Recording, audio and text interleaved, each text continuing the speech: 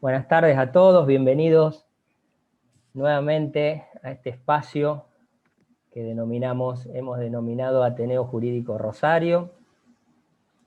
Gracias por la participación de todos ustedes. Les voy a pedir que tengan la amabilidad de desactivar el audio de sus respectivos micrófonos, como para no interceder con el sonido ambiente de cada uno en esta charla, en este encuentro. Manténganse con el micrófono silenciado y después seguramente vamos a tener la oportunidad de liberar los micrófonos y poder hablar entre todos. Gracias por aceptar esta invitación,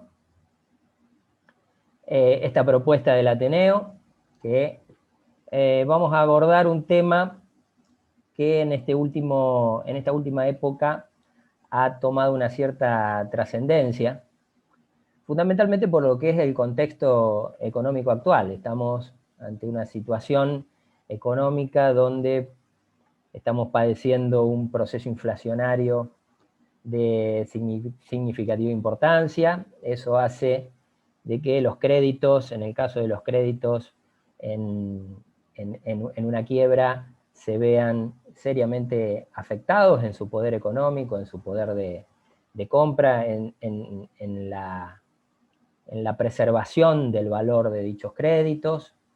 Entonces, se están buscando distintas herramientas, distintas alternativas, y evidentemente en estas situaciones de crisis, en estas situaciones donde por ahí las herramientas legales no son suficientes como para dar solución o dar respuesta a toda la problemática que la realidad nos va presentando, los operadores jurídicos estamos de alguna manera obligados a utilizar el ingenio y la creatividad como para encontrar esas soluciones y esas respuestas, y que eventualmente sean lo más justas y razonables posibles.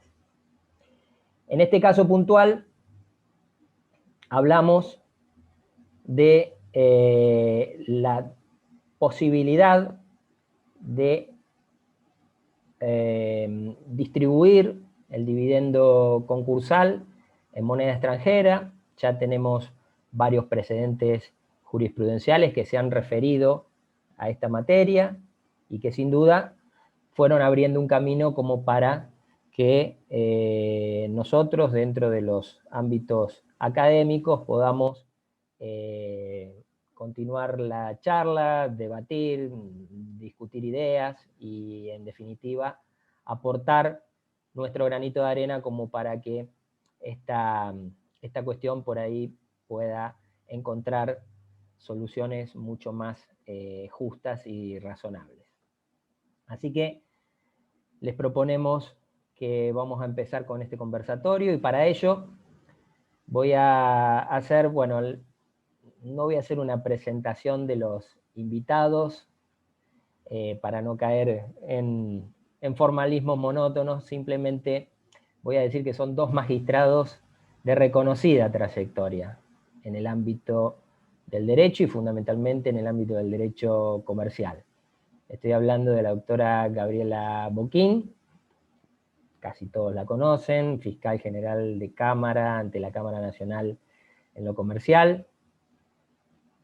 El doctor Sergio Ruiz, juez de primera instancia justamente en la materia de concursos y sociedades de la provincia de Córdoba, y más específicamente en la ciudad de Córdoba.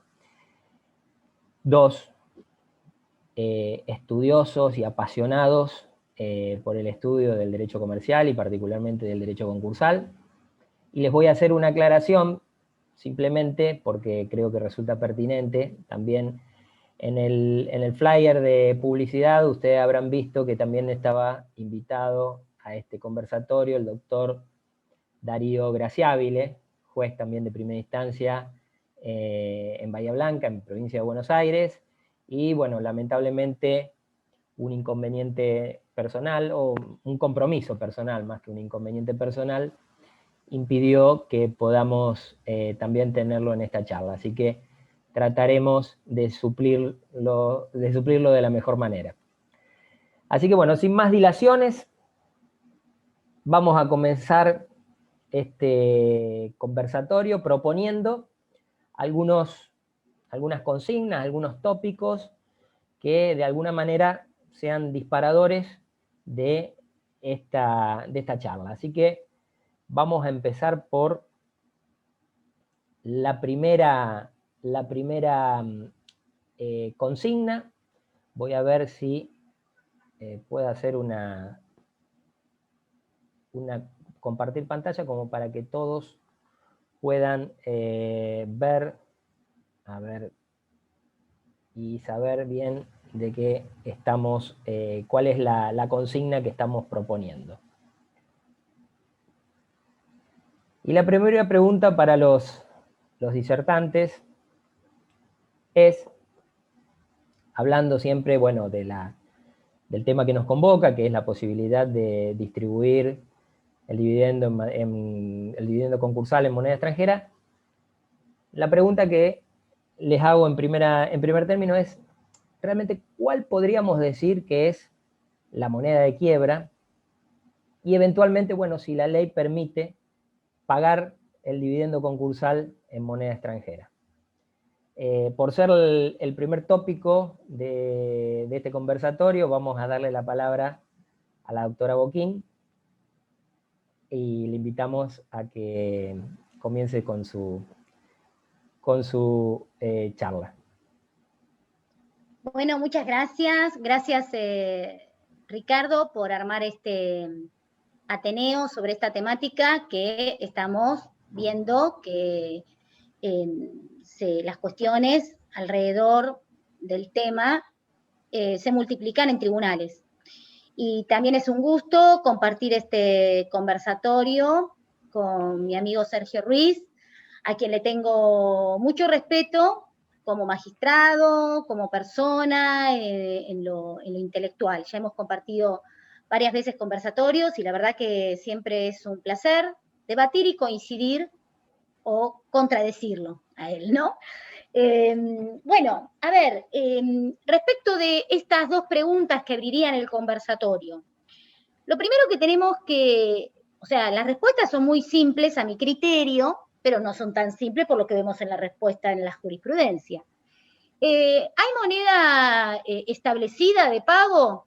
¿Cuál es la moneda en la que deben pagarse los dividendos en la quiebra? Es la moneda de curso legal.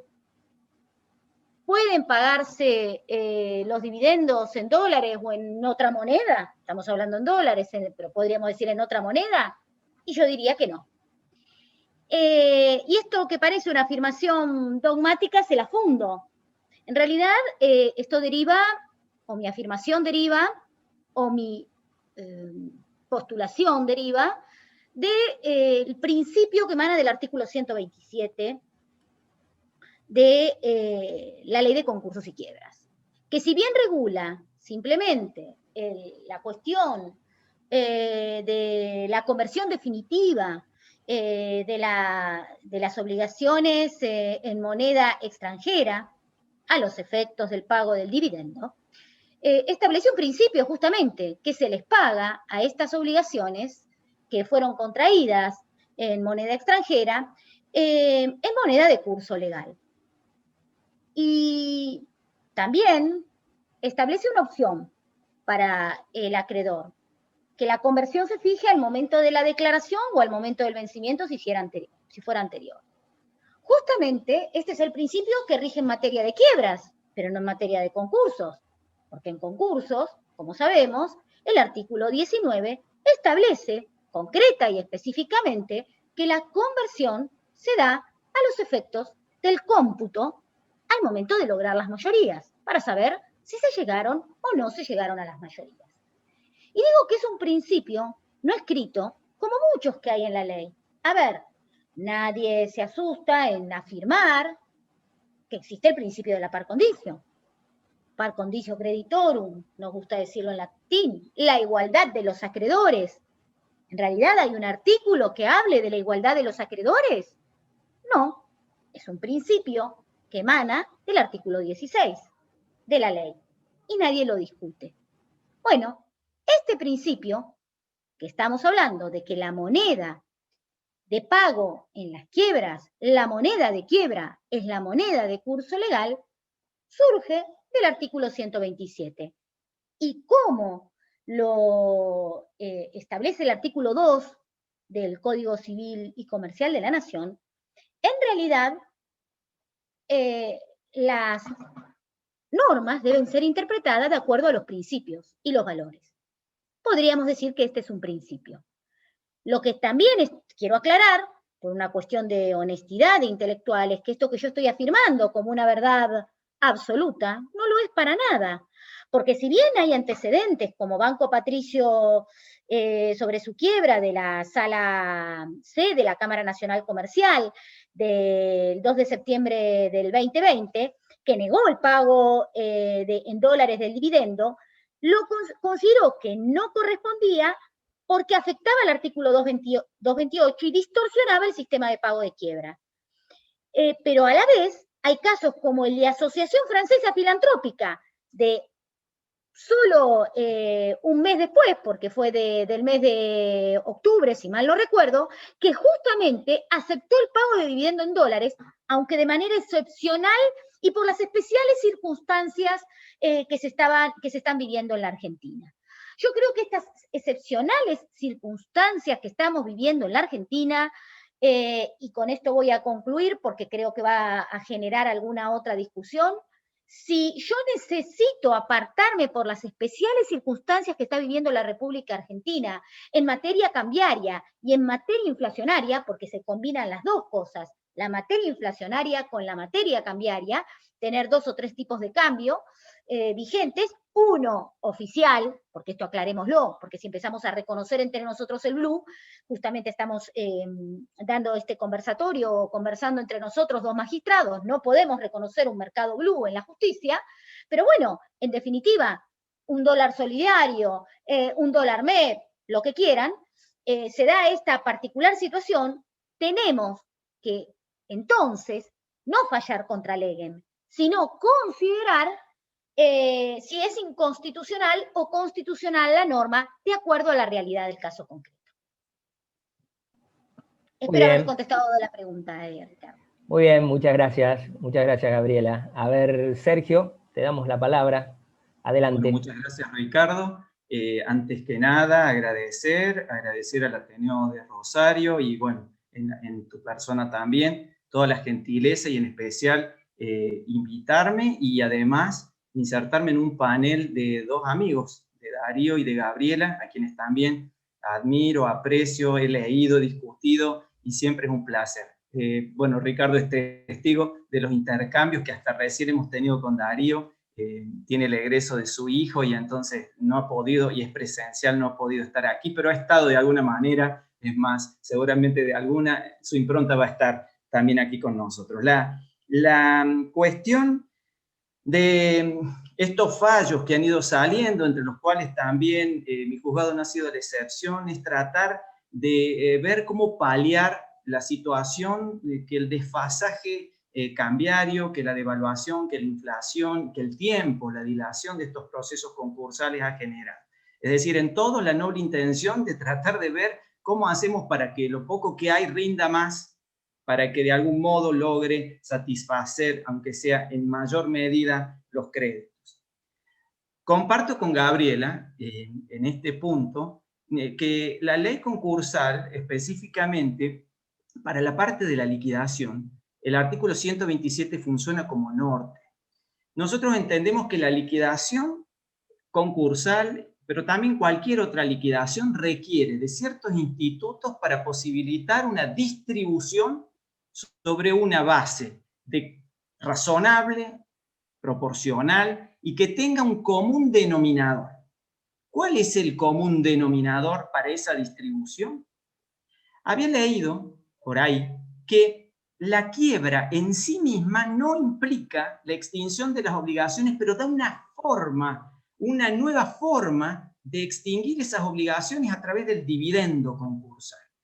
Y por allí habla Bonelli, por ejemplo, que es la ley del dividendo, dice el italiano, es la ley del dividendo la que exige digamos, ciertos tratamientos diferenciados a los que vemos en las liquidaciones particulares. Por eso es que tenemos esta escalerita, el 127, el 128 y el 129, que son propios de la liquidación. Tenemos, por un lado, el tema de la caducidad de plazo, el 128, que hoy está tan en crisis a partir del 353 del Código Civil y Comercial, pero que en la quiebra no hay ninguna duda de la caducidad de plazo. Tenemos la cristalización en el 129 con la suspensión de intereses, mayor que en el caso de los créditos hipotecarios o los laborales, estén excluidos de esa suspensión. Y tenemos el 127, que buscando en una heurística de dónde aparece, podemos irnos hasta el 131 de la ley 19.551, pero más allá no.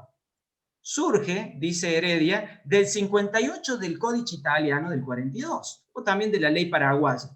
Pero, fíjense ustedes, los italianos empiezan a preguntar, esta norma, primero, como decía recién Gabriel, es una norma definitiva, a diferencia del 19, que el 19 además tiene otros pormenores, porque el 19 va enlazado al 43, noveno párrafo, que es cuando dice que la propuesta del deudor tiene que contemplar cómo va a definitivizar esa, digamos, conversión, que es otro tema discutible.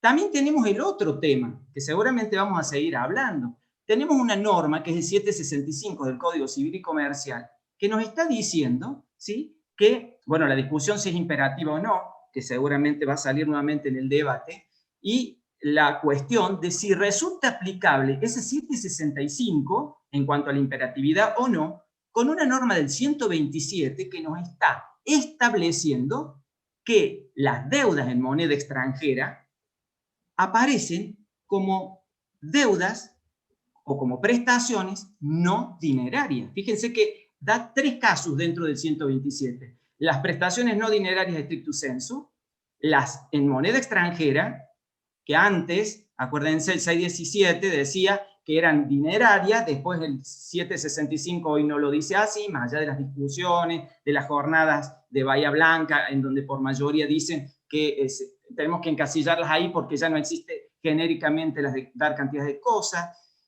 Y por último, las obligaciones de valor, ¿no? Entonces yo digo, ha metido en la misma bolsa la necesidad de la conversión. Por eso digo siempre, ¿para qué convertir? ¿Convertimos a qué? A moneda de curso legal. ¿Por qué? Porque es en esa moneda en la que tenemos que distribuir. Los planteos y los fallos que se han inclinado por la dolarización, o sea, por pagar en dólares, estamos hablando de la distribución, por pagar en dólares, es porque los dólares los tenían por haber precisamente convertido esos pesos adquiridos como para tratar de resguardar frente a las fluctuaciones, porque esa es la realidad, como jueces, y particularmente se los digo, antes de las PASO dolarizamos casi todos nuestros depósitos. Hoy en nuestro juzgado, el juzgado cuya titularidad tiene el que les habla, tengo, digamos, en plazo fijo en dólares cerca de $1 millón. ¿Sí?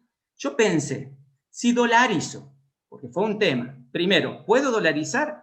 Entendí de que tengo que pagar en pesos. Pero dije, si cambio al tipo de cambio del Banco Provincia, que puede ser, y la discusión va a ser si es el punto medio o si va a ser el dólar vendedor, estamos hablando que hoy, no sé si es 87,50 Banco Nación, el vendedor, ni hablar si tengo que tomar el punto medio, ¿sí? Que creo que además el Banco Provincia te va a dar el dólar comprador, o sea, menor, porque ahí yo estoy al comprar, sí, claro, al revés, yo estoy vendiendo, entonces me pagan el dólar más bajo.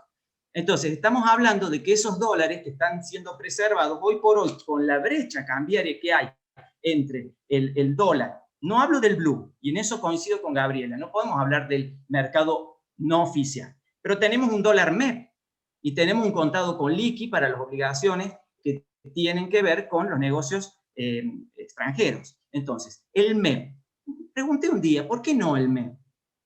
El síndico lo requirió, lo habilitamos a través de el tema del MEP es a través del sistema electrónico de pagos, se contrata una cuenta comitente a través de un agente de bolsa y en el día, sin estacionamiento, sin parking, convierten, hoy sería, no sé, 140 debe estar más o menos. En el acto distribuimos. Claro, ustedes me dicen, pero ¿Cómo regulo? Yo regulé honorarios teniendo en cuenta el tipo de cambio oficial en el momento de la regulación. Subió a la alzada, cuando bajo, hago la conversión, se hace digamos una modificación de esa planilla y se regulan los honorarios complementarios por esa suma que en definitiva la conversión ha dado en ese plazo.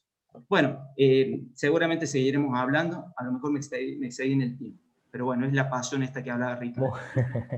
Muy bien, Sergio, muchas gracias, muchas gracias. Evidentemente, podemos llegar a decir que, bueno, el 127 es la piedra basal del sistema y es la que nos determina cuál es la verdadera moneda de quiebra, esta moneda de quiebra que nosotros por ahí en las clases de la facultad enseñamos y que hacemos referencia y que ahora entra en debate. Ahora me permito trasladarles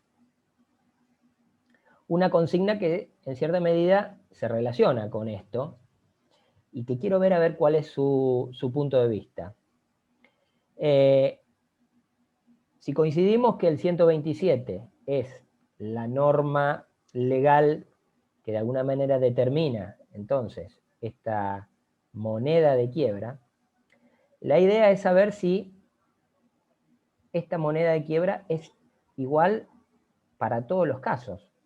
O sea, este principio derivado del artículo 127 se aplica también, por ejemplo, en aquellas quiebras que no concluyen que concluyen de manera no liquidativa. ¿Resultará aplicable con el mismo criterio?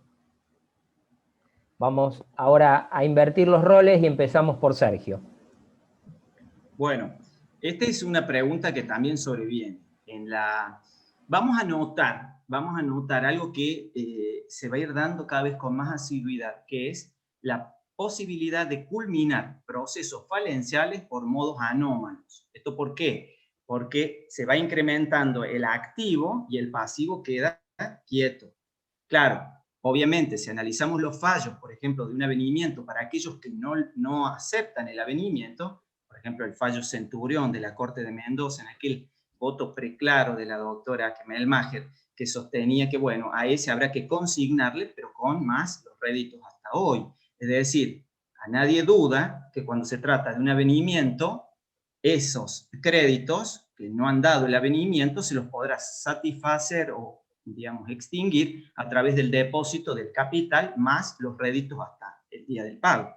Lo mismo con el caso del pago total. El 228 establece, por supuesto, que los intereses no se van a suspender, perdón, se van a retomar su curso en los casos en que existe un remanente. Entonces, la primera pregunta es, si estos artículos, el 127, el 129, están enderezados a la quiebra liquidativa, la pregunta es, ¿qué pasa en aquellos supuestos en los cuales la conclusión deviene anómala porque no hay liquidación y por ende no hay distribución?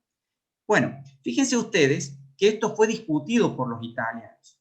Y ahí sí que hubo un conflicto entre Maffei Alberti, Sata y Provinciali contra Bonsignori.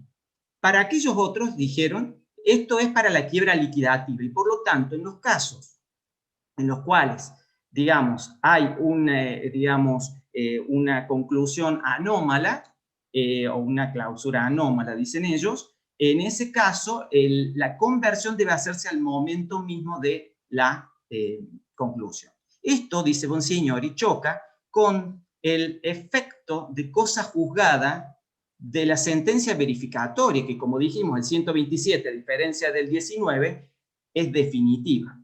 Entonces la pregunta es, ¿los efectos propios de la cosa juzgada en el caso de una conclusión anómala impiden el hecho de que ese acreedor logre convertir su crédito, porque ya está verificado en pesos? Bueno, esa es, creo, la gran discusión que hoy por hoy vamos a tener y bastante. Yo ya le he tenido el conflicto, bueno, el acreedor aceptó el monto que propuso el deudor y bueno, y ahí se terminó la historia. Pero es algo en lo cual vamos a tener que expedirnos seguramente porque la cuestión es que el tipo de cambio y la conversión definitiva tampoco pueden favorecer al deudor si es que está pretendiendo levantar la quiebra. Una primera cuestión que tiene que ver con lo razonable, con lo lógico. La segunda cuestión es, y esto también ya se ha tratado en algún caso, sobre el tema de la inconstitucionalidad o no de la conversión, ¿sí?, a pesos, y por otro lado, la dualidad en la fecha de la conversión. Fíjense ustedes que el 127 otorga al acreedor la posibilidad de ir a la fecha del vencimiento del crédito o de la declaración de quiebra. Si no lo dice, se hará a la de la declaración de quiebra. Pero entonces la cristalización a la fecha de la declaración de quiebra respecto de estos otros acreedores, ¿sí?, no va a ser tal. Y además, esta otra cuestión de lo definitivo o no. Sinceramente, si yo tuviera que decir, a mí, frente a la justicia o no, me inclinaría por empezar a estudiar la tesis de la mayoría italiana que mencioné, pese a que el argumento de la oponibilidad de la cosa juzgada, de la sentencia verificatoria, es fuerte. Pero también decimos que esa misma sentencia es la que dispone la suspensión de los intereses, que después, por supuesto, hay un artículo que dice que continuarán en el caso del pago total. O sea, no sé si te di más dudas que respuestas, pero me parece estupendo. Me parece estupendo, y la cuestión por ahí trata de generar estas dudas y de alguna manera de provocar nuevos paradigmas, porque en definitiva esto es lo que nos va a hacer enriquecer. Así que me parece muy interesante la visión sobre este tema. Vamos a ver ahora qué nos dice Gabriela. A ver, con qué nos sorprende. En algún punto coincido también con Sergio, pero voy a agregar algo, ¿no? En primer lugar, es cierto lo que él dice, que en los últimos tiempos estamos viendo muchas conclusiones por pago total y hasta algunas con remanente, lo cual en épocas en los que nosotros recién empezábamos a trabajar y aún cuando estudiábamos y también cuando empezamos a dar clases decíamos en la facultad, bueno, estos son cuestiones de laboratorio que en realidad no se ven en la práctica. Cada vez se ven más. ¿Consecuencia de qué? Y consecuencia de que probablemente los fondos se encuentran invertidos en dólares, en plazos fijos en dólares, o los bienes que se liquidan en dólares, y la conversión definitiva, porque a mi criterio es definitiva, del artículo 127 de las monedas que originariamente eran monedas extranjeras, sumado a la inflación reinante, no reconocida, y a la imposibilidad de indexar y reconocer la inflación y la pérdida de valor de cada uno de los créditos, hace que pueda existir hasta remanente. Ahora, ¿la solución es justa? Pongo ejemplos. ¿Qué ocurre en caso de, porque lo he visto en la práctica, conclusiones mixtas, es decir, avenimiento con cartas de pago o depósitos? Ese acreedor inhallable al cual le deposito. Y bueno, en realidad logro el avenimiento para aquel que le da la conformidad al levantamiento de la quiebra. Yo no le veo ningún problema porque se supone que va a acordar con el deudor para el levantamiento, y esto no le interesa al juez como dice la misma ley, el acuerdo que logre, pero le dio la conformidad, no somos ingenuos, para levantar la quiebra porque logró un acuerdo que satisface sus intereses. Pero ¿qué pasa con aquel al cual le deposito? Y aún le deposito con intereses. ¿Tiene derecho a decir, no, este depósito no satisface mi crédito porque la conversión definitiva y los intereses no alcanzan a satisfacer lo que era el valor real de mi crédito, que ha sido arrasado por la conversión y por la inflación reinante, no reconocida por la imposibilidad de indexar? Y entonces yo voy a decir ahí, bueno, la verdad que está la posibilidad de plantear la inconstitucionalidad del 127. Está también la posibilidad de plantear la inconstitucionalidad del artículo 7 y 10 de la ley 23.928 y de la 25.561 en cuanto dejó vigente estos dos artículos. No me cabe duda. Y el otro tema que también tenemos que tener claro, porque también se da en la práctica, es que muchas veces, justamente por las consecuencias de esta conversión definitiva del 127 y de la imposibilidad de indexar los créditos, no por la ley de concursos y quiebras, sino por imperio de la 23.928 y de la ley 25.561 del año 2002, con acciones de responsabilidad en trámite, acciones de ineficacia en trámite, viene el deudor, o un tercero, muchas veces, a depositar. Bueno, la jurisprudencia conteste decir, bueno, no se va a considerar satisfactorio ese depósito si no se paga hasta el último peso de intereses. ¿Pero eso es suficiente? Porque interés no es lo mismo que capital. Todos sabemos cómo se componen las tasas de intereses, pero el capital no está totalmente satisfecho porque es un capital depreciado. Y que entonces vamos a dejar de lado esas acciones de responsabilidad, que claro, si continúan, probablemente se llegue a un valor aún mayor que el verificado sumado a los intereses. Todas estas distorsiones son consecuencia, a mi criterio, más que del 127, del desconocimiento, del darle la espalda a la realidad económica que vive nuestro país en los últimos 15 años. Porque si bien en el año 2002 se conservó el criterio de la 23.928, todos sabemos que la inflación acumulada prácticamente licuó los pasivos. Sumado al paso del tiempo, y la respuesta es, ¿el 127, esta consecuencia se aplica? Sí. Pero si en el caso concreto, aunque no sea una moneda de curso en moneda legal, que no sea una moneda contraída una obligación contraída en moneda extranjera, aún para las obligaciones contraídas en moneda en curso legal,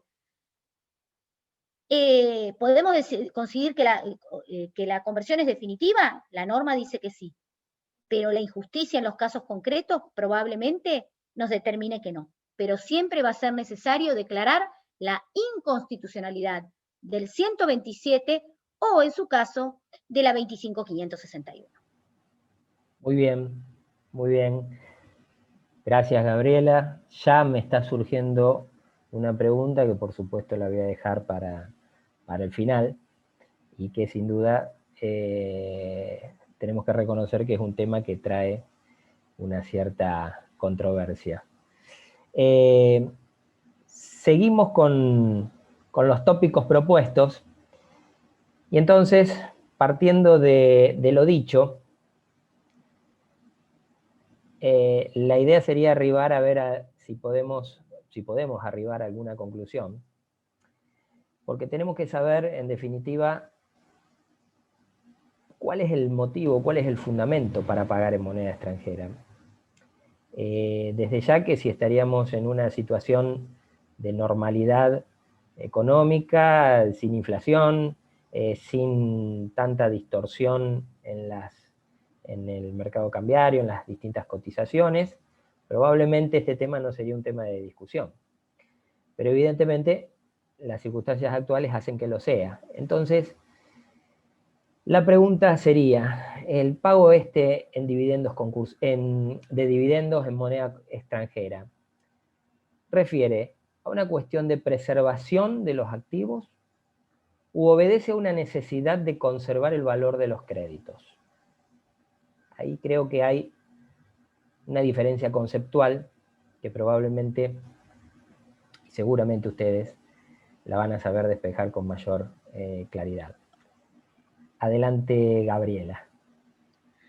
Bueno, a ver, lo que decís es muy apropiado, esta pregunta es muy apropiada, porque en la práctica, ¿qué es lo que se ve? En los memoriales, cuando los acreedores, porque en general son los acreedores o los síndicos, los que cuestionan el pago en moneda de curso legal, lo que ocurre es que reclaman, ahí hay como una interferencia. Sí, ahora lo solucionamos. Ahí está. Bueno, lo que ocurre es que en los memoriales se fundan en determinados casos de la Corte, en donde oportunamente se decía, bueno, no quiero que me conviertan los depósitos en dólares en moneda de curso legal para pagarme el dividendo. ¿Por qué? Porque hay antecedentes de la época del fin de la convertibilidad. ¿Se acuerdan de esa época de emergencia cambiaria que vivimos en el año 2002? En donde, ahí volvió la interferencia. Apagó el video. Ahí estamos. Ahí estamos. Bueno, en donde, bueno, en definitiva, en estas épocas se decía, bueno, paguemos en dólares, el tema de la intangibilidad del depósito judicial, y se viene con estos criterios. Pero cuando el acreedor se para en esta postura, en realidad lo que tenemos que tener en claro es que se puede, hay dos preguntas para hacer. Este tema, el pago de dividendo en dólares o en pesos, ¿hace a la conservación del activo o a la preservación del valor del crédito? No. El pago del dividendo en dólares hace a la preservación del valor del crédito. En realidad, los activos están protegidos desde el momento en que están en dólares. Puede haber derivaciones. Bueno, ¿qué ocurre si no están en dólares? ¿Podríamos comprar dólares o está sujeta a la quiebra a las restricciones cambiarias que estableció el Poder Ejecutivo por una cuestión de política económica o de orden público económico por delegación legislativa? Y yo creo que en este punto hay que separar. Porque si nos vemos en el caso de Cereales Serpen, de la Sala E, del 27 de octubre del 2020, estando depositado digamos, el valor del activo en dólares, el tema era cómo lo cambiamos. ¿Lo pagamos en pesos? Sí, se paga en pesos. Pero cuando lo vamos a cambiar, ¿a qué valor lo cambio? ¿Al valor dólar MEP? ¿Al valor dólar solidario?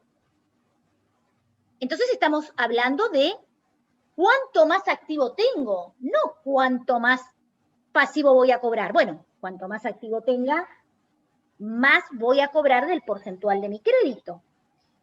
Las soluciones, y confundiéndonos en este criterio, por ejemplo, me preocupa la de Cereales Serpen de la Sala E, porque en realidad le exigió al síndico que en un plazo de 20 días sugiriera alternativas de inversión que le permitiesen obtener con los dólares que ya tenía depositados en la cuenta de la quiebra, la mejor relación de cambio de la que se accedería con la venta directa de las divisas.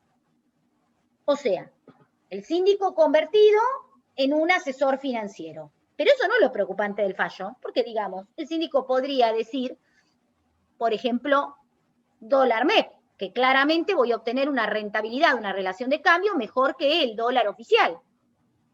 Pero este fallo le otorgó a los acreedores la potestad de elegir la opción o propuesta o la opción de pedir la venta directa de los dólares para que inmediatamente le hagan la distribución. ¿Se imaginan a cada acreedor opinando y el síndico teniendo que hacer un proyecto de distribución prácticamente individual para cada acreedor?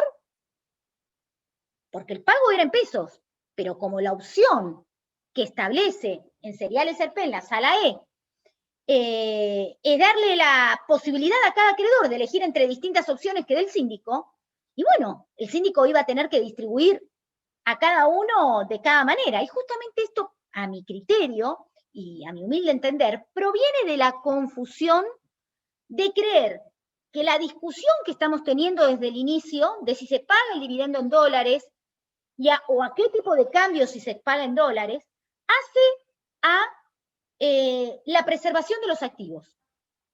No hace a la preservación de los activos. Hace a la preservación del valor del crédito. Esa es mi respuesta a la pregunta.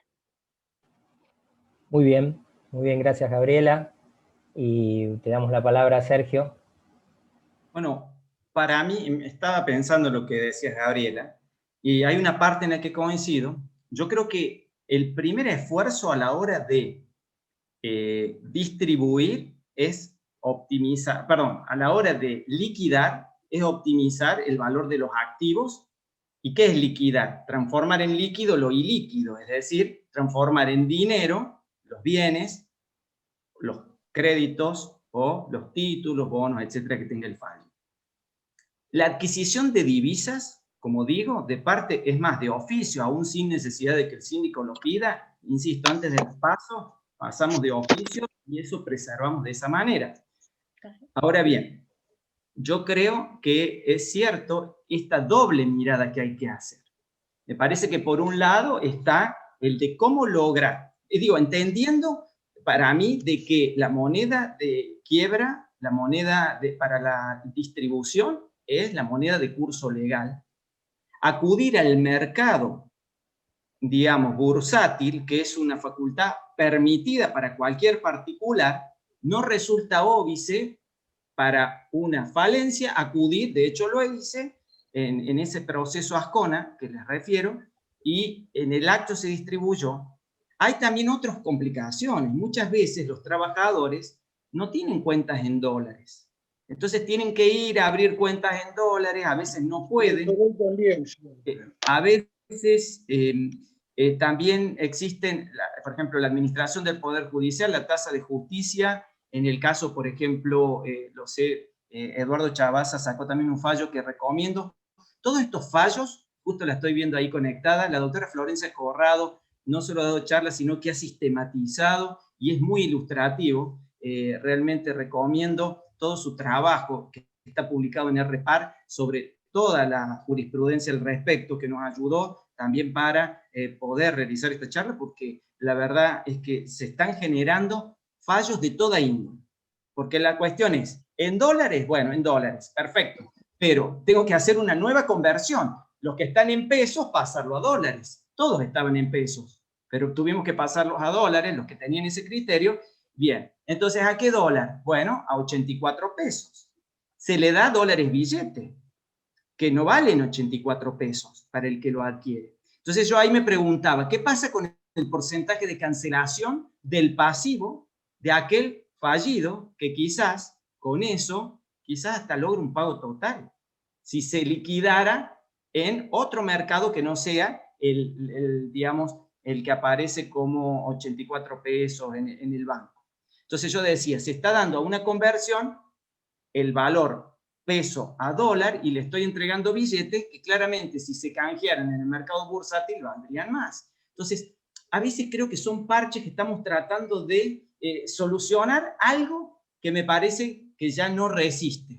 Y en esto seguramente vamos a estar introduciendo en otras de las preguntas. Recién Gabriela lo tocó y lo habló, y ella en su dictamen, en el dictamen de Asociación Filantrópica lo plantea muy claro, que es el hecho de la desproporción que generan los famosos artículos 7 y 10 de la ley de convertibilidad todavía vigente. Por ahí también lo veo Mario Holland. También recomiendo la charla que hace pocos días nos dieron en el Instituto de la Empresa de Córdoba con la doctora Verónica Martínez y con el doctor Chomer, ¿no? Ya vamos a ver algunas particularidades que tiene ese tema de la indexación o no, y la vuelta a releer libros como este, que el doctor Ruillón hace años nos ilustrara. Bueno, estamos como volviendo a plantearnos temas que pensamos que los argentinos no volveríamos a transitar. Así que yo creo que hay que tener esta doble mirada, que a lo mejor quizás de alguna manera más cortoplacista estamos tratando de ver cómo hacemos para que lo poco que tenemos pueda ser distribuido de una mejor manera, entonces incrementar el eventual reparto de esos pesos, pero tiene razón Gabriela en que no solamente nos tenemos que quedar con eso, sino en también cómo, digamos, cuidar el crédito y cómo que no se diluya por el tiempo que estos procesos insumen. Muy bien, muchas gracias, Sergio. Entonces, pasamos al siguiente interrogante, que precisamente trata sobre esta cuestión que dejó deslizar Sergio en el final de su comentario.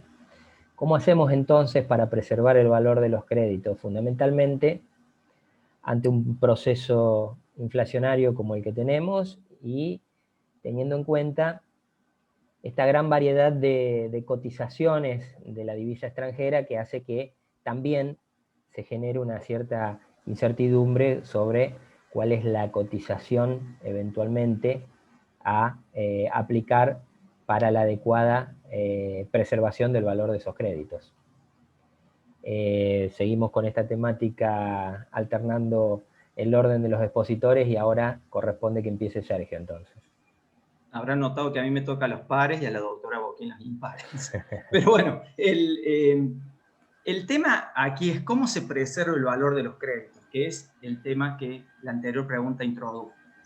¿Qué formas de inversión tenemos disponibles para que esos activos liquidados se mantengan en el valor? Pero la primera pregunta es, ¿cuál es el mejor amigo de la licuación del crédito y el mayor enemigo, acérrimo diría, de la valorización de los créditos?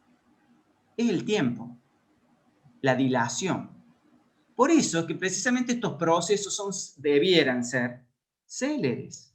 Se debe liquidar en 4 meses, se tiene que distribuir en forma inmediata, pero como sabemos, en la mayoría de los procesos siempre hay incidencias, siempre hay bienes que no se encuentran, siempre hay acciones revocatorias o acciones de responsabilidad que van difiriendo los plazos. Y la idea de que los honorarios tienen que ser regulados en única vez y que el principio de que la distribución tiene que ser única, salvo las distribuciones complementarias, me parece que tenemos que apurarnos. Si hay plata, distribuyámosla. ¿Quién es el juez para saber si invierte en dólares, si en MEP, si si compro dólares, si pongo a plazo fijo o no? ¿Quién mejor que el propio dueño de la moneda, de ese dinero, que es el acreedor, para disponer de su dinero como bien le parezca? Es decir, a veces nos enfrascamos en ver soluciones para tratar de optimizar activos cuando la primera medida es distribuir lo más rápido posible los dineros que fueron adquiriéndose a través de la liquidación. Primera cuestión me parece importante para preservar el activo es distribuirlo rápido. Y salgamos de ese dogma de decir, no, hasta que no esté el último rastrojero que quedó perdido y tenemos un oficio de secuestro en la policía hasta que no lo encontremos hace 40 años que no aparece el rastrojero y hasta que no lo aparece no lo distribuimos. Primera cuestión. Segunda cuestión, fácil, de alguna manera, inversión a plazo fijo. En Córdoba, no sé cómo andarán ustedes con las tasas de los plazos fijos. Nosotros en Córdoba tuvimos una lucha que, por suerte, y hace poco, la ha dirimido el Tribunal Superior de Justicia en varios expedientes. En 15 expedientes de mi juzgado, el síndico planteó que ordenemos al Banco Provincia de Córdoba que eleve la tasa de interés de plazo fijo al mismo porcentaje que se le da a los particulares. ¿Por qué? Advertíamos que si hoy están dando un 37% al particular, ¿sí? Salvo que sean más de 1 millón, en el caso de una quiebra, otrora nos estaban dando un 20%. No sé cómo vienen, pero creo que el Banco Nación y el Banco Ciudad más o menos estaban con los mismos valores porque eso fue lo que en las vistas nos contestó el Banco Oficial de Córdoba. Entendimos en esas primeras resoluciones que dictamos que el banco como mínimo tenía que asegurar el valor promedio que en ese momento figuraba que el Banco Central publicitaba. Eso se eleva a la Cámara Novena con un fallo que creo que es muy importante y se los recomiendo, entre otros de la doctora Verónica Martínez, y que hace poco ha tenido en casación del Tribunal Superior de Justicia la confirmación. Y en ese fallo además se dice que el juez tiene obviamente la facultad de someter esos dineros, incluso en otros bancos, siempre que formen parte obviamente de bancos que no necesariamente tengan ser oficiales, sí de primera línea. Entonces, los jueces concursales tenemos una herramienta muy importante. Entonces, primera cuestión que se licúa de los activos es la tasa de interés mínima que suelen dar en las imposiciones a plazo fijo. Sí. Segundo, compra de dólares, otro tema. Podemos, como quiebra, acceder a comprar dólares, como esto de los 200 pesos, pero sin, de los 200 dólares, pero sin el límite de los 200 dólares, sin el 35%, sin el impuesto, sin, o sea, a 84 pesos, y hay alguna resolución que lo ha dicho. Ahora, yo creo que como jueces, y en esto coincido con Gabriela, no sé si lo acabas de decir o lo hemos dicho previamente en alguna charla, como jueces nosotros tenemos que ser muy cuidadosos. Hay ciertas políticas cambiarias que están precisamente tratando de preservar algo que afecta a todo el sistema. Entonces, no podemos transformarnos en aquellos que posibilitemos la existencia de mercados paralelos, etc. Pero acceder a la compra a través del dólar MEP, ¿por qué no? Si lo puede comprar cualquier particular. ¿Por qué no la quiebra? Bueno, eso creo que podemos hacer. Pero de todo modo digo, si tengo la plata en pesos, ¿para qué comprar los dólares si lo puedo distribuir hoy? Entonces, me parece, con tasas de interés que quizás 37% en la inflación, en un año voy a tener un 20% menos, es real. Pero digo, esa es otra cuestión. Por otro lado, digo, insistir en el diálogo con el síndico. Yo a veces veo que los síndicos tienen muchas ideas y a veces no los estamos escuchando. Entonces, en este espacio dialógico que necesariamente tiene que haber entre judicatura y sindicatura, necesariamente tienen que surgir propuestas superadoras. Entonces, insisto, tenemos todavía mucho para trabajar y animémonos como jueces y como síndicos, en primer lugar, a plantear temas porque hay mucho para hacer. Muy bien, Sergio. Muchas gracias. Adelante, Gabriela. Bien. A ver, en relación a este tema, lo primero que quiero advertir es que justamente mi postura es reconocer que el sistema o la realidad que vivimos licuó los pasivos en todas las quiebras, consecuencia de la inflación, consecuencias de la depreciación monetaria, consecuencia de las fluctuaciones en el mercado cambiario. Y justamente lo que trato de hacer día a día es preservar el valor de los créditos. Cuando dije que en Seriales Serpen no me conformaba la resolución de la Cámara, no es por lo que leía que la doctora Florencia Corrado ha estudiado el tema, ocurra en primera instancia en cuanto que, bueno, el síndico fue al dólar MEP y todos estamos de acuerdo y conforme dólar MEP, porque ese es un caso. Pero el tema es la puerta que se abre. Una puerta que se abre a la inseguridad jurídica absoluta, porque en otras quiebras puede ofrecer otras opciones el síndico. Puede ofrecer más de una opción y vuelvo a repetir, está la posibilidad que se elija. Y todo esto, que cada uno elija una distinta, ¿no? Y todo esto, ¿consecuencia de qué? De no animarnos a reconocer por escrito una realidad que nos pega y nos duele en los ojos, que es que no podemos seguir viviendo con una prohibición de indexación que ya casi es abstracta y creo que en los pocos casos que se aplica es en la quiebra, porque el artículo 7 y 10 de la ley 23.928, vigentes por la 25.561, solo se aplican en las quiebras casi, porque piensen ustedes, los contratos que elaboran como abogados, probablemente le pongan alguna pauta para mantener el valor de la prestación, el valor del producto. Es reconocido por el Estado a través de los créditos suba, a través del sistema del RIPTE para los accidentes de trabajo, a través del nuevo sistema de locación, donde se permite la actualización de los valores, a través de los SUMA y los IUC para los honorarios. Todas esas son cláusulas de indexación. ¿Por qué no las permitimos en la quiebra?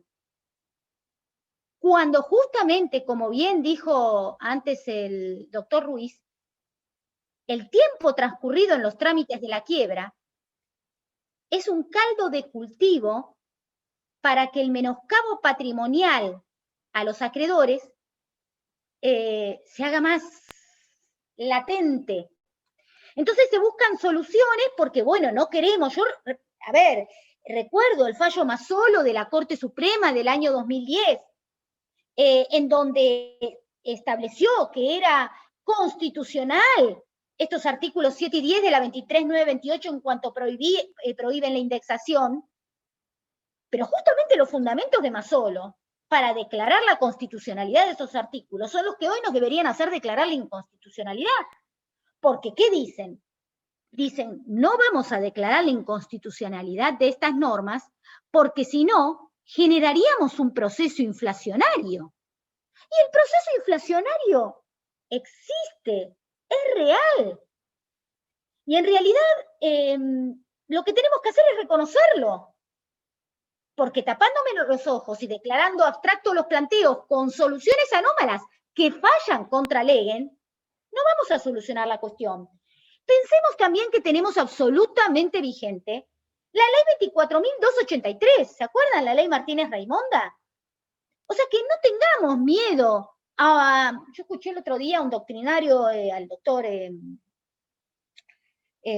hace bastantes días, bueno, perdonen, ahora se me fue el nombre, pero bueno, el doctor decía en un congreso, no, porque en realidad podemos volver a la 1050, no, señores, no podemos volver a la 1050 porque la 24.283 está vigente. El límite es el valor del bien, el límite es el valor de la prestación, no puedo seguir indexando más allá.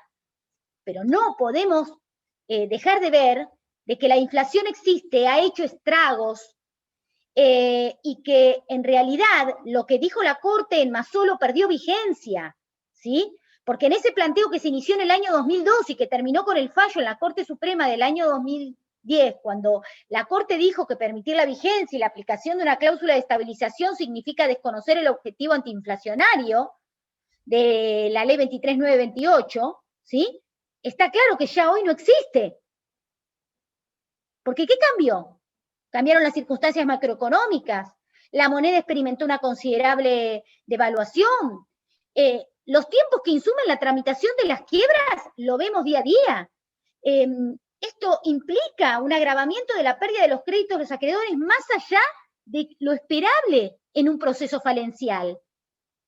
Y esta percepción a valor nominal, que solo les digo, se aplica a mi criterio en las quiebras, porque tenemos montones de válvulas de escape en otros, en el sistema contractual, en el sistema de accidentes de trabajo, en los préstamos, cláusula suba.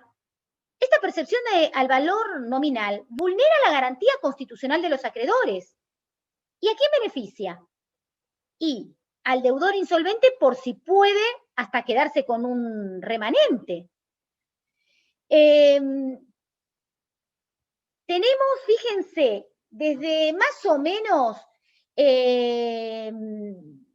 que se implementó este sistema de la prohibición de indexar, acumulado más de un 3.200% de inflación. Entonces, ¿cómo podemos decir que el nominalismo previsto por la ley 23.928 continúa vigente? La seguridad jurídica que produce esta negación es solo aparente, porque lo único seguro es el número de moneda nominal que se recibe.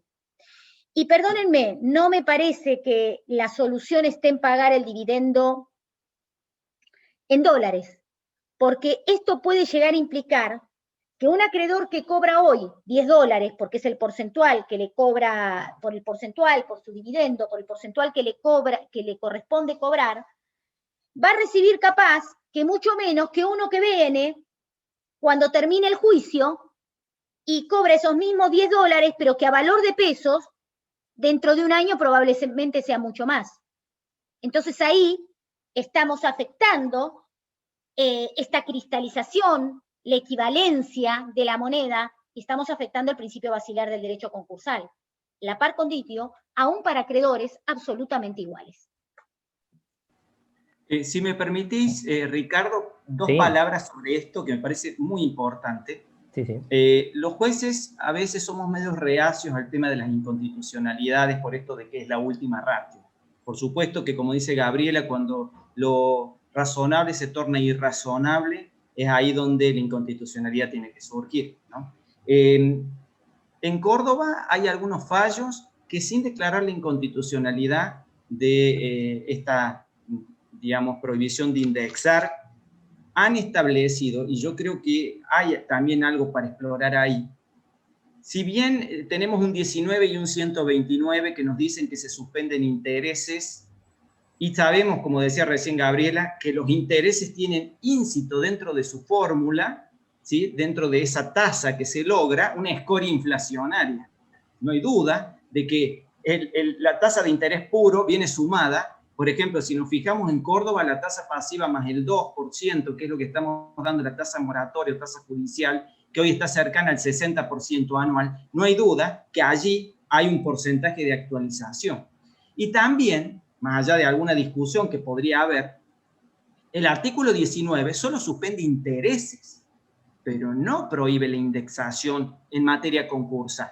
Eso ya lo viene diciendo la Corte en el año 85-86, en el fallo Bernalesa y en otros, ¿sí? En donde dice el 19 es para los réditos, no para la indexación. Porque antes se decía que además se cristalizaba. ¿Qué tiene que ver los intereses con el capital que por haber estado en su nominalidad hoy necesita tener, digamos, una realidad que no ni perjudica ni beneficia a nadie, sino es traer a hoy ese crédito? Entonces, una forma, ¿por qué en las obligaciones entre los particulares no hay tanto problema? Porque ese porcentaje de actualización está en la tasa que se le reconoce en toda ejecución. Pero acá, entendiendo que están suspendidos los intereses, ahí también va la escoria inflacionaria.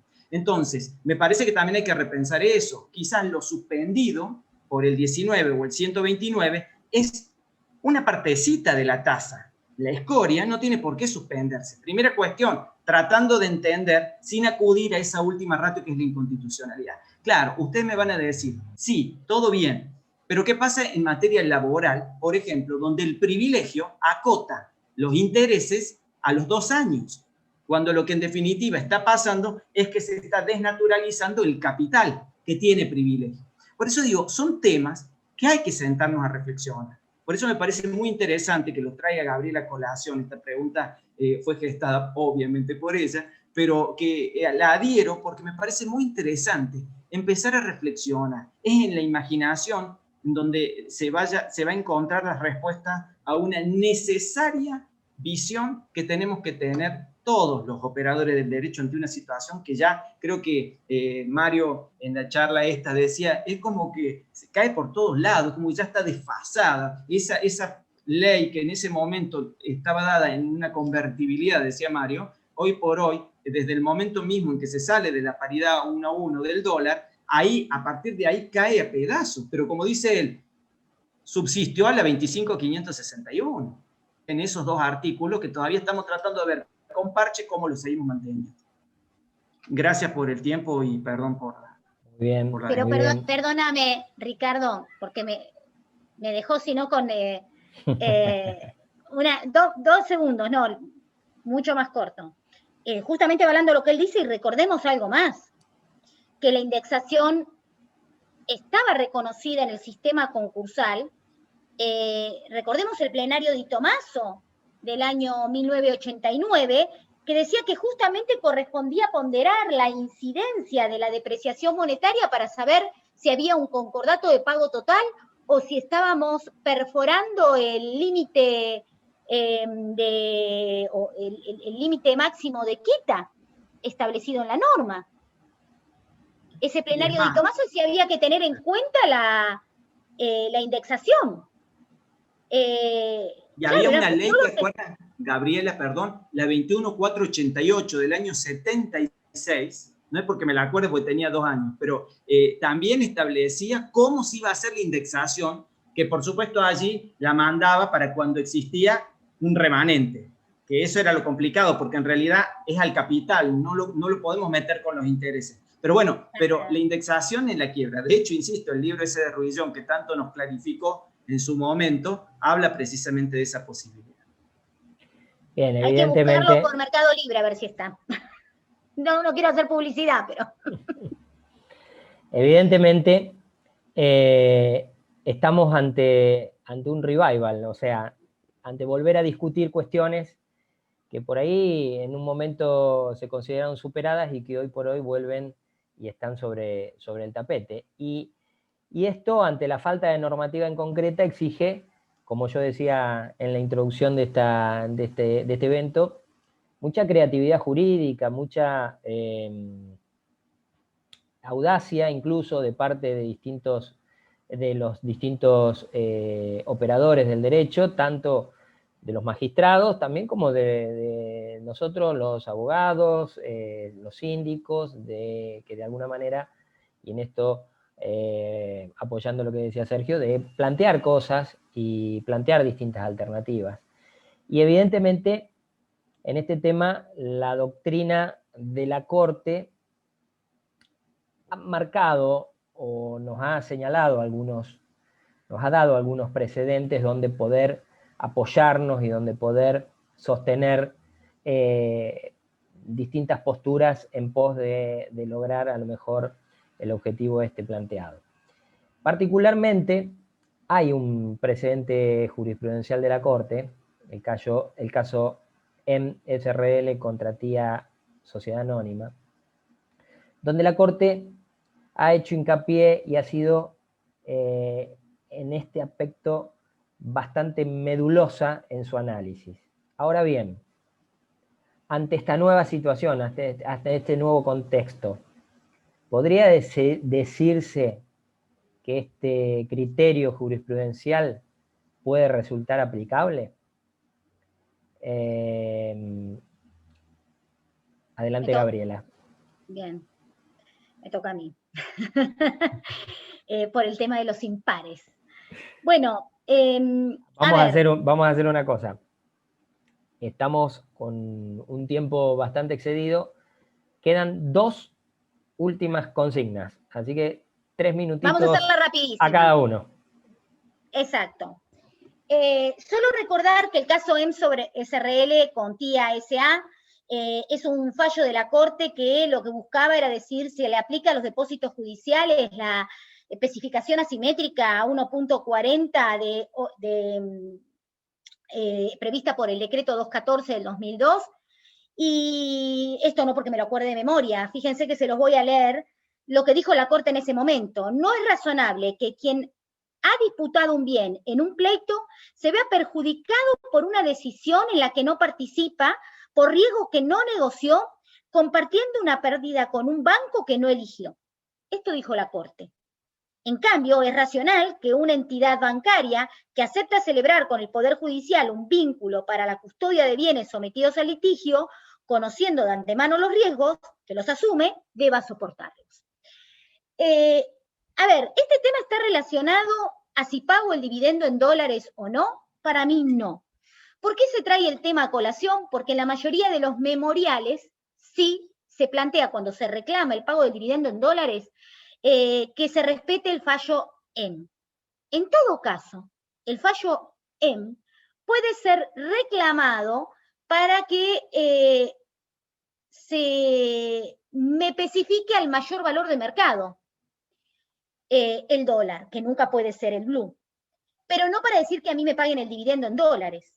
Tampoco para que me reconozcan el valor, como dije, del dólar blue, porque es un mercado que no es legítimo. Pero ¿puedo llegar a pedir un dólar solidario? ¿Puedo llegar a pedir un cambio a dólar solidario?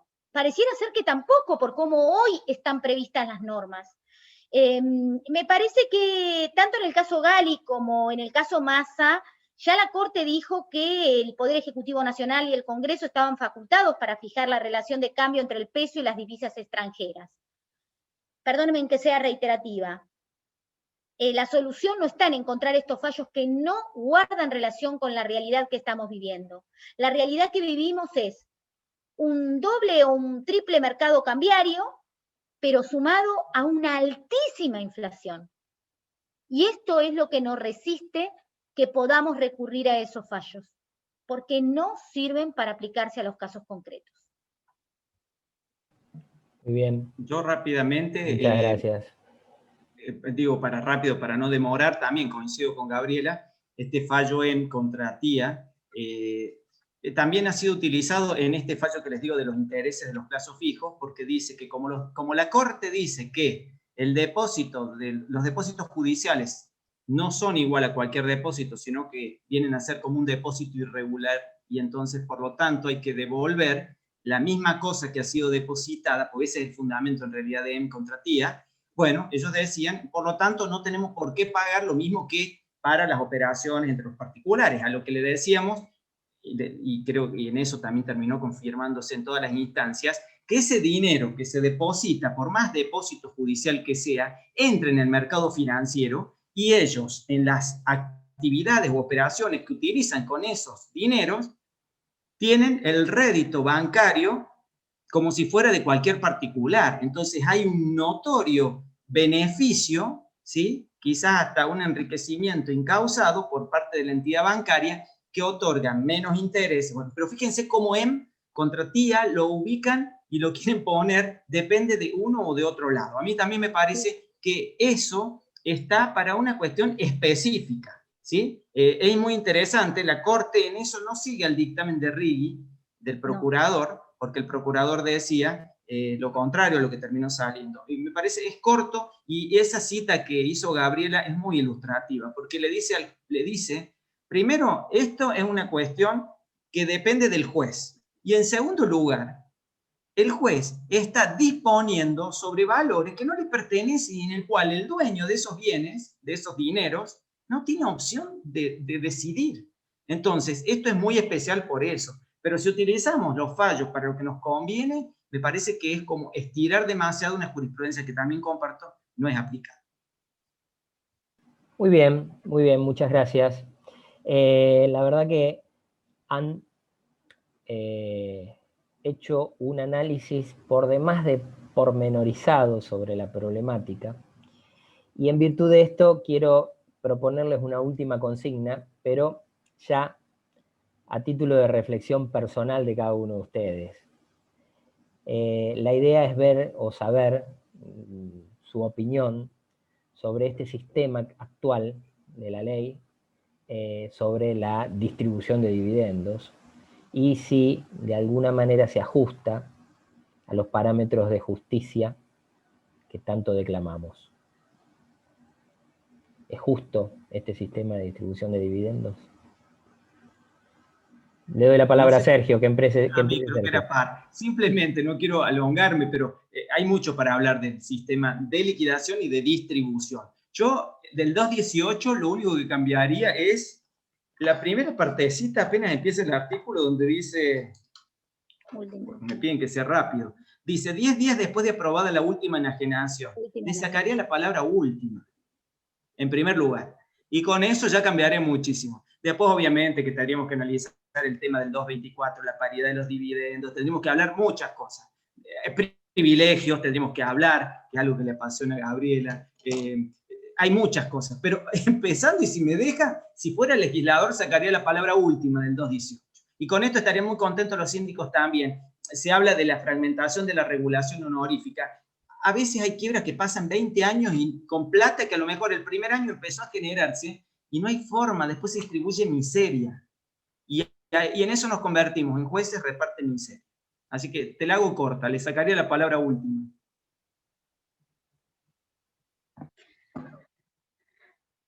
Bueno, coincido plenamente con lo que dijo Sergio. En realidad, agrego algo más nada más. Aparte de sacar la palabra última, el 222, en vez de distribuciones complementarias, capaz que le denominaría distribuciones parciales, y lo haría habitual. Nada más. Muy bien, muy bien. Bueno, muchísimas gracias a los expositores, gracias a los participantes, al auditorio por la atención dispensada, y vamos a hacer una cosa, vamos a abrir la posibilidad de hacer preguntas. No me quiero poner en moderador estricto y trasladarle las preguntas yo, porque quizá por ahí haya alguna que no interprete bien, y me gustaría que dinamicemos un poco más esta charla y que cada uno, quien esté interesado en hacer una pregunta, lo pueda hacer personalmente el interesado. Lo que les voy a pedir simplemente es que a través del chat me manden, me escriban su apellido, así yo ordenadamente les voy concediendo la palabra. De todas maneras, bueno, tomándome la atribución de estar acá y ser el moderador de este evento, voy a aprovechar esta preferencia como para hacer la primera pregunta, que es la que de alguna manera les anticipé en el medio de la charla. Y fundamentalmente, sobre lo que comentaba Sergio, digamos, enfrentamiento doctrinario en la doctrina italiana sobre digamos, la conversión impuesta por el artículo 127, si se aplicaba a todo tipo de quiebras o si solamente se aplicaba a las quiebras liquidativas. La postura de algunos doctrinarios italianos diciendo que es solamente para la quiebra liquidativa, y otros que no pensaban lo mismo, fundamentalmente por la fuerza de la cosa juzgada, de la sentencia verificatoria. Y se me plantea un caso puntual. Vos, Sergio, mencionaste que, bueno, una jurisprudencia de la Corte Suprema de Justicia de Mendoza, a través de un voto de la doctora Kemmelmacher, donde dijo que, bueno, si estaba la posibilidad de concluir la quiebra por un medio no liquidativo, se debía cancelar el capital más los intereses y demás. Ahora bien, el Código Civil y Comercial prevé la posibilidad de que sea un tercero el que cancele. Y el tercero puede cancelar sin ningún tipo de inconveniente, salvo algunos casos puntuales, como ser, qué sé yo, si se tuvo en cuenta las condiciones personales del deudor, o si existe manifiesta oposición de parte del deudor y el acreedor. Pero en definitiva, si no se dan estas circunstancias, en virtud del artículo 881 o 818, ahora no recuerdo muy bien, el tercero puede cancelar. Y esto es un caso totalmente distinto a lo que sería la posibilidad de concluir la quiebra por avenimiento, por pago total, por carta de pago. Ahora, a este tercero, ¿qué posibilidad le damos? ¿O cómo tomamos la integridad del pago? Porque en definitiva el Código Civil y Comercial lo que exige para que el pago sea válido y liberatorio es que sea íntegro. Y la integridad va a estar medido por la sentencia verificatoria. Ahí creo que se presenta un problema que por ahí puede llegar a plantear algún tipo de controversia, y que por ahí me gustaría saber la opinión de ustedes. No sé, Gaby, si querés hablar primero, si no... Sí, muy cortito. Para mí el pago efectuado por un tercero es una forma anómala. Se puede hacer. Anómala no significa prohibida, sino que no es de las previstas en el sistema concursal. Entonces, como tercero, no se puede ni beneficiar, porque podríamos decir que es un beneficio la conversión en estos momentos, por lo menos en la República Argentina, es un beneficio el tema de la conversión, el tema de la suspensión, el tema de la cristalización. Si es un tercero el que paga, a mi criterio, no puede beneficiarse con estas normas, y yo ahí sí creo que el pago tiene que ser íntegro. Hay que respetar las normas del Código Civil y Comercial y no las de la Ley de Concursos y Quiebras. Y en su caso, la conversión es definitiva para justamente no afectar la par conditio de los acreedores en la quiebra.